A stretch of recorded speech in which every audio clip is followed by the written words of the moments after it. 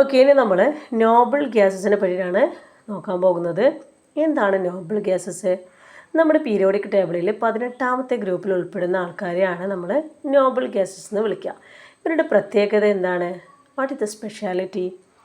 നമ്മളിവിടെ നോക്കിക്കഴിഞ്ഞാൽ നമുക്കറിയാം, ഇവരുടെ ഔട്ടർമോസ്റ്റ് ഷെല്ലിൽ 8 ഇലക്ട്രോൺ കംപ്ലീറ്റ് ആയവരാണ് നമ്മുടെ നോബിൾ ഗ്യാസസ് അല്ലേ.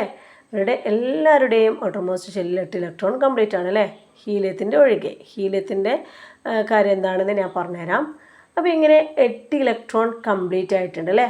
അപ്പോൾ നമ്മുടെ ഏതൊരു എലമെൻറ്റും കെമിക്കൽ റിയാക്ഷനുകളിൽ ഏർപ്പെടുന്നത് എന്തിനു വേണ്ടിയിട്ടാണ്? ഈ ഔട്ടർമോസ്റ്റ് ഷെല്ലിൽ 8 ഇലക്ട്രോൺ കംപ്ലീറ്റ് ചെയ്യാൻ വേണ്ടിയിട്ടാണ്. ഓക്കെ, അപ്പോൾ ഇങ്ങനെ 8 ഇലക്ട്രോൺ കംപ്ലീറ്റ് ആയിക്കഴിഞ്ഞാൽ അയാൾ സ്റ്റേബിളായി, സ്ഥിരത കൈവരിച്ചു. പിന്നീട് അയാൾക്ക് എന്തില്ല, അയാൾക്ക് പിന്നെ കെമിക്കൽ റിയാക്ഷനിൽ ഏർപ്പെടേണ്ട ആവശ്യമില്ല. അതായത് ഒരു ഇലക്ട്രോണിനെ ആർക്കും വിട്ടുകൊടുക്കുകയോ അതേപോലെ ഗെയിൻ ചെയ്യുകയോ നേടുകയോ ഒന്നും ചെയ്യില്ല. കാരണം അയാളുടെ ഔട്ടർമോസ്റ്റ് ഷെല്ലിൽ ഒരു ഷെല്ലിൽ പരമാവധി ഉൾക്കൊള്ളിക്കാവുന്ന ഇലക്ട്രോണിൻ്റെ എണ്ണം എന്ന് പറയുന്നത് ദാറ്റ് ഈസ് 8. സോ ഇവരാണ് എന്ത്, നോബിൾ ഗ്യാസസ്. ഇവരൊക്കെ എന്താണ്, ഔട്ടർമോസ്റ്റ് ഷെല്ലിൽ കംപ്ലീറ്റ് ഇലക്ട്രോണുകൾ കംപ്ലീറ്റ് ആയവരാണ്, സ്റ്റേബിൾ എലമെൻസുകളാണ്. സോ ഇവരെയാണ് നമ്മൾ നോബിൾ ഗ്യാസസ് എന്ന് വിളിക്കുക. ഇവിടെ ഹീലിയത്തിൻ്റെ കേസിൽ നമുക്കറിയാം 2 ഹീലിയത്തിൻ്റെ ഔട്ടർമോസ്റ്റ് ഷെല്ലിൻ്റെ ഇലക്ട്രോണിൻ്റെ എണ്ണം എന്ന് പറയുന്നത്. അപ്പോൾ നമുക്കറിയാം കെ ഷെല്ലിൽ ഉൾക്കൊള്ളിക്കാവുന്ന മാക്സിമം ഇലക്ട്രോണിൻ്റെ എണ്ണം എന്ന് പറയുന്നത് 2 ആണ് അല്ലേ. അപ്പോൾ അവിടെ 2 മതി. അപ്പോൾ ഇയാൾക്ക് ഒരൊറ്റ ഷെല്ലേ ഉള്ളൂ. സോ നമ്മുടെ നോബിൾ ഗ്യാസസിൻ്റെ തന്നെ പ്രോപ്പർട്ടി കാണിക്കുന്ന ഒരാളാണ് ഹീലിയം. അതുകൊണ്ടാണ് ഇയാളെ നോബിൾ ഗ്യാസസിൽ ഉൾപ്പെടുത്തിയത്. Is it clear?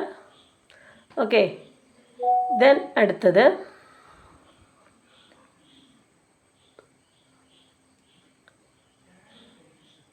ഓക്കെ, ഇവരെ നമുക്ക് റെയർ ഗ്യാസസ്, ഇനേർട്ട് ഗ്യാസസ് എന്നൊക്കെ പറയാം. ദെൻ അടുത്തത് സംക്രമണ മൂലകങ്ങളാണ് അല്ലേ. നമ്മൾ 1, 2 പറഞ്ഞു, 13 to 18 വരെയുള്ള കാര്യങ്ങളൊക്കെ ഏകദേശം പഠിച്ചു അല്ലേ. അപ്പോൾ അതിൻ്റെ ഇടയിലുള്ള 3 to 12 വരെയുള്ള ആൾക്കാരെയാണ് നമ്മൾ സംക്രമണ മൂലകങ്ങൾ അഥവാ ട്രാൻസിഷൻ എലമെൻറ്റ്സ് എന്ന് വിളിക്കുക. ഇതൊക്കെ എന്താണ്, മെറ്റൽസ് ആണ്. ദേ ഫോം കളേർഡ് കോമ്പൗണ്ട് അല്ലേ, കളറുള്ള കോമ്പൗണ്ടുകൾ ഉണ്ടാക്കുന്ന ആൾക്കാരാണ്. അതേപോലെ തന്നെ ഇവർ എന്താണ്, ദേ show similarities in chemical properties in groups as well as period. അതായത് ഗ്രൂപ്പിലും പീരിയഡിലും സിമിലാരിറ്റി കാണിക്കുന്നവരാണ് നമ്മുടെ സംക്രമണ മൂലകങ്ങൾ അല്ലേ. അപ്പോൾ ഈ ചാപ്റ്ററിൽ നമ്മൾ ജസ്റ്റ് ഒന്ന് സംക്രമണ മൂലകങ്ങൾ എന്താണെന്നൊന്ന് പഠിച്ചു വെച്ചാൽ മതി. ഓക്കെ, ദെൻ അടുത്തതാണ് ലാന്തനോയിഡ്സ് ആൻഡ് ആക്റ്റിനോയിഡ്സ്. എന്താണ് ലാന്തനോയിഡുകൾ, എന്താണ് ആക്റ്റിനോയിഡുകൾ? നമുക്കറിയാം, നമ്മുടെ പീരിയോഡിക് ടേബിള് എടുത്ത് നോക്കുകയാണെങ്കിൽ ഇവിടെ നമുക്ക് കുറച്ച് പേരെ കാണാൻ കഴിയും. ഈ പീരിയോഡിക് ടേബിളിൽ ഇത് ഇവിടെ താഴെ കുറച്ച് പേരെ കാണാൻ പറ്റും അല്ലേ. 14ഓളം എലമെൻറ്റുകളെ കാണാൻ കഴിയും. അപ്പോൾ ഇവരാണ് ലാന്തനോയിഡുകളും ആക്റ്റിനോയിഡുകളും. ഓക്കെ, ഈ ലാന്തനോയിഡുകളും ആക്റ്റിനോയിഡുകളുടെയും പ്രത്യേകത എന്താണെന്ന് വെച്ചാൽ ഇവർ ഇന്നർ ട്രാൻസിഷൻ എലമെൻറ്റ്സ് ആണ്.